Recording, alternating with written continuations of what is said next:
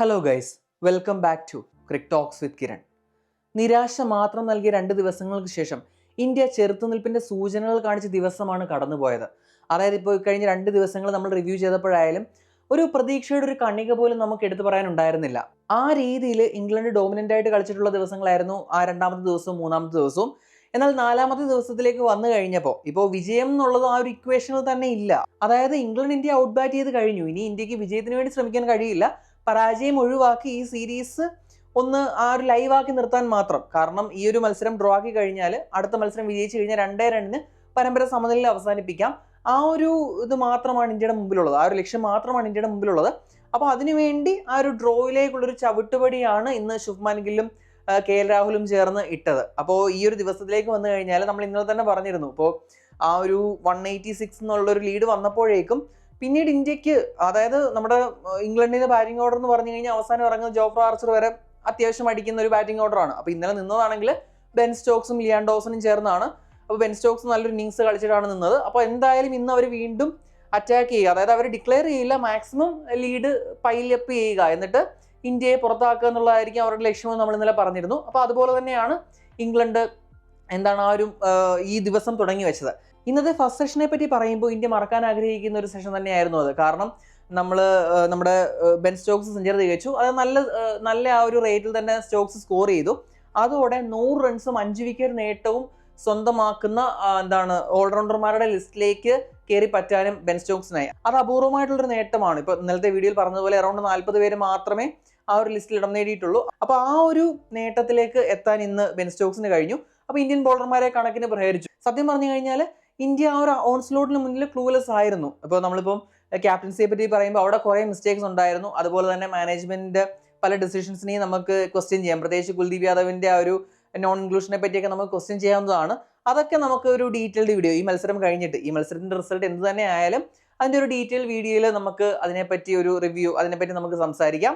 ഇനി ഈ ഒരു കാര്യത്തിൽ എനിക്ക് സൂചിപ്പിക്കാനായിട്ട് ഒറ്റ കാര്യം മാത്രമേ ഉള്ളൂ. ഇനിയിപ്പോൾ അടുത്ത മത്സരത്തിൽ കുൽദീപ് യാദവിനെ കൊണ്ടുവന്ന് കഴിഞ്ഞാൽ അടുത്ത മത്സരം നടക്കുന്ന ഓവലിലാണ്. ഇപ്പോൾ ഓവലിന്റെ ഒരു റീസൺ ഹിസ്റ്ററി നോക്കിക്കഴിഞ്ഞാൽ സീം ബോളിങ്ങിനെ പിന്തുണയ്ക്കുന്ന ഒരു പിച്ചാണ്. അപ്പോൾ കൂടുതലും ഇപ്പം അവരുടെ കൗണ്ടി മത്സരങ്ങളിലൊക്കെ ഒരു ഫുൾ ഓൺ പേസ് അറ്റാക്കുമായിട്ട് ടീമുകൾ ഇറങ്ങിയിട്ടുള്ള ഒരു ഗ്രൗണ്ടാണ്. അപ്പോൾ അവിടെ ഇനിയും കുൽദീപ് യാദവിനെ കൊണ്ടുവന്നിട്ട് കുൽദീപ് ഫെയിൽ ആയിട്ട് കുൽദീപിനെ മാറ്റി നിർത്താനാണെങ്കിൽ അത് മറ്റൊരു ഇഷ്യൂ ആണ്. കാരണം അതറിയാമല്ലോ, അതൊക്കെ നമുക്ക് വരുന്ന ആ ഒരു ഫുൾ റിവ്യൂവിൽ നമുക്ക് ചർച്ച ചെയ്യാം. അപ്പോൾ ഈ ഒരു മത്സരത്തിലേക്ക് മടങ്ങി വന്നു കഴിഞ്ഞാൽ ഇപ്പോൾ ഇന്ത്യയുടെ ഇന്നത്തെ ഫസ്റ്റ് സെഷൻ എന്ന് പറഞ്ഞു കഴിഞ്ഞാൽ ഒരു ഫോർഗറ്റബിൾ ആയിട്ടുള്ള സെഷൻ. കാരണം അവർ 300 മേളിൽ ഒരു ലീഡ് എടുത്തു. 669 എന്ന് പറഞ്ഞ കൂറ്റൻ സ്കോറാണ് ഇംഗ്ലണ്ട് അടിച്ചു കൂട്ടിയത്. ഇപ്പോൾ ഇതിനു മുൻപ് ഇന്ത്യ 600 വഴങ്ങിയത് 2014 ന്യൂസിലൻഡിനെതിരെ ആയിരുന്നു. അത് ബ്രണ്ടൻ മെക്കല്ലം ട്രിപ്പിൾ സെഞ്ചുറി അടിച്ച മത്സരത്തിലാണ് ലാസ്റ്റ് ഇന്ത്യ 600 വഴങ്ങിയത്. അതിനുശേഷം 11 വർഷങ്ങൾക്ക് ഇപ്പുറമാണ് ഇന്ത്യ വീണ്ടും ഒരു 600 വഴങ്ങുന്നത്. അപ്പോൾ അങ്ങനെ ഇന്ത്യ മറക്കാൻ ആഗ്രഹിക്കുന്ന ഒരു റെക്കോർഡാണത്. അപ്പോൾ അതിനുശേഷം ആ ഒരു സെഷനിൽ കുറച്ച് ഓവറുകൾ ഇന്ത്യക്ക് ബാറ്റ് ചെയ്യാനുണ്ടായിരുന്നു. അവിടെ 0-2 വിക്കറ്റാണ് ഇന്ത്യക്ക് നഷ്ടപ്പെട്ടത്. അതായത് ഇപ്പോൾ നമ്മുടെ ജയ്സ്വാൾ ആയാലും അത് കഴിഞ്ഞ് തൊട്ടടുത്ത മുതൽ സായ് സുദർശൻ ആയാലും റൺസ് ഒന്നും എടുക്കാനാവാതെ മടങ്ങി. 2 വിക്കറ്റും ക്രിസ് വോക്സിനാണ്.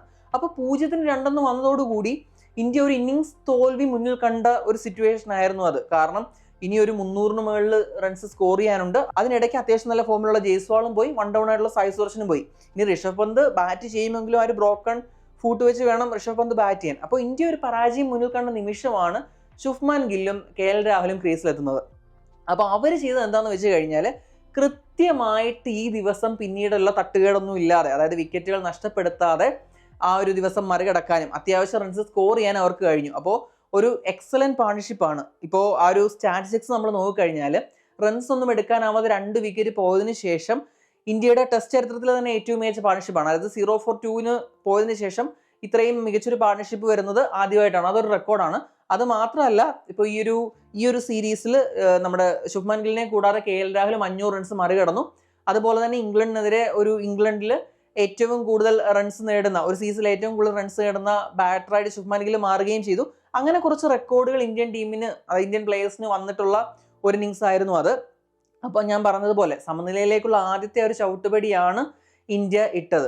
ഇപ്പോൾ ഇതും നമ്മൾക്ക് അതൊരു ഡ്രോ ആകുമെന്ന് ഉറപ്പിക്കാറായിട്ടില്ല. കാരണം നാളത്തെ ഫസ്റ്റ് സെഷൻ, കാരണം ഇന്നിപ്പോൾ ആ ഒരു ഇതിൽ വന്നു, ആ ഒരു അപ്ലൈ ചെയ്തു, ആ ഒരു കമ്പോസ്ഡ് ആയിട്ടുള്ള ഒരു ഋതത്തിലെത്തി, പിന്നീട് അവർ മനോഹരമായിട്ട് കളിക്കുകയും ചെയ്തു. എന്നാൽ നാളെ വീണ്ടും പുതിയൊരു ദിവസമാണ്. അപ്പം നാളെ വീണ്ടും ഇന്നത്തെ പോലെ തന്നെ ആ ഒരു സ്വയം അപ്ലൈ ചെയ്ത് വീണ്ടും ആ ഒരു ഋതത്തിലെത്തി വീണ്ടും അത് വരണം. അപ്പോൾ ആ ഒരു ടൈം ഫ്രെയിം ഉണ്ടല്ലോ, ആ ഒരു ടൈം ഫ്രെയിമിൽ ഇംഗ്ലണ്ട് ഇൻറോഡ്സ് ക്രിയേറ്റ് ചെയ്ത് കഴിഞ്ഞാൽ ഇന്ത്യയുടെ കയ്യിൽ നിന്ന് മത്സരം വഴുതി പോകാൻ സാധ്യതയുണ്ട്. അപ്പോൾ എന്തായാലും 2 റിസൾട്ട്സിനാണ് നാളെ സാധ്യത എന്ന് പറയുന്നത്. അതിലൊന്ന് ഇന്ത്യ ഈ കളി സമനിലയാക്കുകയാണ്, 2 പറയുന്നത് ഇംഗ്ലണ്ടിന്റെ ജയത്തിനാണ്. അപ്പോൾ അവിടെ വലിയൊരു സാധ്യതയുണ്ട്. ഇപ്പം ഈ നടന്ന ഇതേവരെയുള്ള ഇംഗ്ലണ്ട് ജയിച്ച മത്സരങ്ങളിൽ ഇന്ത്യക്ക് മേധാവിത്വമുള്ള മത്സരങ്ങളിൽ പോലും കൂട്ടത്തകർച്ച കാരണം ഇന്ത്യ പുറത്തായിരുന്നു. അപ്പോൾ അതുപോലെ തന്നെ ഇപ്പം കഴിഞ്ഞ ടെസ്റ്റിലാണെങ്കിൽ ജയിക്കാൻ വേണ്ടത് 200 താഴെ റൺസ് മാത്രമായിരുന്നു. എന്നാലൊരു കൂട്ടത്തകർച്ച വന്നതോടുകൂടി ആ മത്സരം കൈവിട്ട് പോയി. ഇനിയിപ്പോൾ നാളെ ആയാലും ഈ 2 വിക്കറ്റുകൾ പെട്ടെന്ന് പോയി കഴിഞ്ഞാൽ ഋഷഭ് പന്തിന്റെ ഒരു പരിക്കൂടെ ഉള്ളത് വെച്ചിട്ട് ബാക്കിയുള്ളവർക്ക് ആ ഒരു ഡേ വെച്ച് സേവ് ചെയ്യാനാകുമോ എന്നൊക്കെയുള്ള ചോദ്യങ്ങൾ ബാക്കി നിൽക്കുന്നുണ്ട്. അതുകൊണ്ട് തന്നെ തീർച്ചയായും ഇംഗ്ലണ്ടിന് തന്നെയാണ് മുൻതൂക്കം. എങ്കിലും ആ ഒരു ചെറുത്തുനിൽപ്പ് നമുക്ക് അപ്ലോഡ് ചെയ്യാനാവുന്നതാണ്. കാരണം ഈ മത്സരത്തിൽ അറിയാലോ, ആ ഒരു ഫീൽഡിൽ പ്രത്യേകിച്ച് ഇൻസ്പയറിംഗ് ആയിട്ടുള്ള ഒന്നും സംഭവിച്ചിട്ടില്ല. കാരണം 669 റൺസ് വഴങ്ങിയിട്ട് പിന്നെ അത്രയും നേരം ഒരു ലോങ് അവേഴ്സ് ഫീൽഡിൽ സ്പെൻഡ് ചെയ്തതിന് ശേഷമാണ് ഈ ഒരു ബാറ്റിങ്ങിന് വരുന്നത്. എന്നിട്ട് 0 for 2 എന്ന അവസ്ഥയിൽ നിന്ന് ഈ ഒരു സ്കോറിലേക്ക് എത്തിക്കുക എന്ന് പറഞ്ഞു കഴിഞ്ഞാൽ തീർച്ചയായിട്ടും വളരെ വലിയൊരു കാര്യം തന്നെയാണ്. ഇന്നത്തെ ദിവസം കളി നിർത്തുമ്പോൾ 174 റൺസാണ് ഇന്ത്യ സ്കോർ ചെയ്തിരിക്കുന്നത്. ഇനി 137 റൺസ് ട്രെയിലിംഗ് ആണ്. അപ്പോൾ ഒരു 137 റൺസ് എടുത്താൽ മാത്രമേ അവർ സ്കോർ ഈക്വൽ ആവുകയുള്ളൂ. അപ്പോൾ മാക്സിമം ഇനിയിപ്പോൾ ജയത്തിനായിട്ട് ഞാൻ പറഞ്ഞ പോലെ നോക്കിയിട്ട് കാര്യമില്ല, എങ്ങനെയെങ്കിലും മാക്സിമം ഓവറുകൾ ബാറ്റ് ചെയ്യുക, എങ്ങനെയെങ്കിലും സമനില പിടിക്കുക എന്നുള്ളത് മാത്രമായിരിക്കും ഇന്ത്യയുടെ ലക്ഷ്യം എന്ന് പറയുന്നത്. ഇനി നമ്മൾ ബാറ്റേഴ്സിന്റെ കാര്യം നോക്കിക്കഴിഞ്ഞാൽ KL രാഹുൽ 87 റൺസ്, അതുപോലെ തന്നെ ഗിൽ 78 റൺസുമായിട്ടാണ് ക്രീസിൽ നിൽക്കുന്നത്. അപ്പോൾ ഇന്നത്തെ ദിവസത്തെക്കുറിച്ച് നമുക്ക് കുറച്ച് പോസിറ്റീവായിട്ടുള്ള കാര്യങ്ങൾ പറയാൻ പറ്റി എന്നുള്ളതാണ് ആശ്വാസകരമായ കാര്യം, പ്രത്യേകിച്ച് ഇന്ത്യൻ ടീമിനെ സംബന്ധിച്ച്. ഇനി നാളെ എന്താണ് സംഭവിക്കുക എന്നുള്ളത് നമുക്ക് കാത്തിരുന്ന് തന്നെ കാണാം. ഇവർക്ക് ഇന്നത്തെ പോലെ തന്നെ ഇന്ന് അവസാന ആ ഒരു പ്രഷർ സിറ്റുവേഷനിൽ ബാറ്റ് ചെയ്ത പോലെ തന്നെ നാളെയും ബാറ്റ് ചെയ്യാൻ കഴിയട്ടെ, ആ ഒരു മത്സരം സമനിലയാക്കട്ടെ. എന്നിട്ട് ഇപ്പോൾ അടുത്ത മത്സരം ഓവലിൽ വിജയം നേടി 2 റണ്ണിന് എത്തിക്കട്ടെ എന്നൊക്കെ ഇന്ത്യൻ ആരാധകർ എന്ന നിലയിൽ നമുക്ക് ആഗ്രഹിക്കാം. എന്തായാലും നാളത്തെ ഒരു ഫസ്റ്റ് സെഷൻ കടന്നു കിട്ടുക എന്നുള്ളത് ഏറ്റവും വലിയ ഇമ്പോർട്ടൻ്റ് ആയിട്ടുള്ള കാര്യമാണ്. കാരണം 5th ഡേ ആണ്. അതുപോലെ തന്നെ ഈ ഒരു സിറ്റുവേഷൻ ആണ്. തുടക്കത്തിൽ ഇൻറോഡ്സ് വന്നു കഴിഞ്ഞാൽ ഞാൻ പറഞ്ഞ പോലെ പന്തിന്റെ ആ ഒരു അഭാവം, പന്ത് ഉണ്ടെങ്കിലും പന്ത് ബാറ്റ് ചെയ്യും എന്തായാലും, പക്ഷെ അറിയാലോ ബ്രോക്കൺ ഫുഡ് വെച്ചിട്ട് എത്രത്തോളം സക്സസ്ഫുൾ ആവും എന്ന് കണ്ടു തന്നെ അറിയണം. അപ്പോൾ തീർച്ചയായിട്ടും പെട്ടെന്ന് വിക്കറ്റ് പോയി കഴിഞ്ഞാൽ ഇന്ത്യ സമ്മർദ്ദത്തിന് അടിപ്പെടാൻ സാധ്യതയുണ്ട്. അപ്പോൾ എന്തായാലും വളരെ എക്സൈറ്റിംഗ് ആയിട്ടുള്ള ഒരു ദിവസമാണ് നാളെ.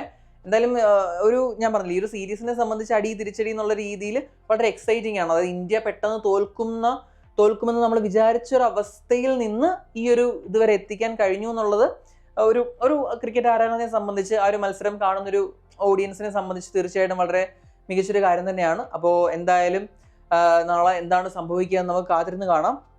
അപ്പോൾ ഇന്നത്തെ ദിവസത്തെക്കുറിച്ചുള്ള നിങ്ങളുടെ അഭിപ്രായങ്ങൾ തീർച്ചയായിട്ടും കമൻറ്റ് ചെയ്യുക. ഇപ്പോൾ ഈ വീഡിയോയിൽ നമ്മൾ ഒരുപാട് ഡീറ്റെയിൽസിലേക്ക് പോയിട്ടില്ല. ഇപ്പം ഞാൻ പറഞ്ഞ പോലെ ഈ മത്സരം കഴിഞ്ഞിട്ട് നമുക്ക് ഡീറ്റെയിൽ ആയിട്ട് റിവ്യൂ ചെയ്യാം. കാരണം കുറച്ച് കാര്യങ്ങൾ പറയാനുണ്ട്. ഇപ്പോൾ നമ്മുടെ ഫീൽഡിൽ നടക്കുന്ന കാര്യങ്ങളെ പറ്റി ആയാലും, അതുപോലെ തന്നെ ആ ഒരു ഇൻകൺസിസ്റ്റന്റ് ഡിസിഷൻസിനെ പറ്റി ആയാലും, അതുപോലെ ടു മച്ച് ഡിഫെൻസീവായ ഇന്ത്യയുടെ ആ ഒരു ആറ്റിറ്റ്യൂഡിനെ പറ്റി ആയാലും നമുക്ക് കുറച്ച് കാര്യങ്ങൾ നമുക്ക് റിവ്യൂവിൽ സംസാരിക്കാനുണ്ട്. നമ്മൾ ബാക്കിയുള്ള മത്സരങ്ങളൊക്കെ റിവ്യൂ ചെയ്യുന്നത് പോലെ. എന്തായാലും ഈ മത്സരത്തിന് ശേഷം അതിൻ്റെ റിസൾട്ട് എന്ത് തന്നെ ആയാലും നമുക്കൊരു വീഡിയോ ചെയ്യാം.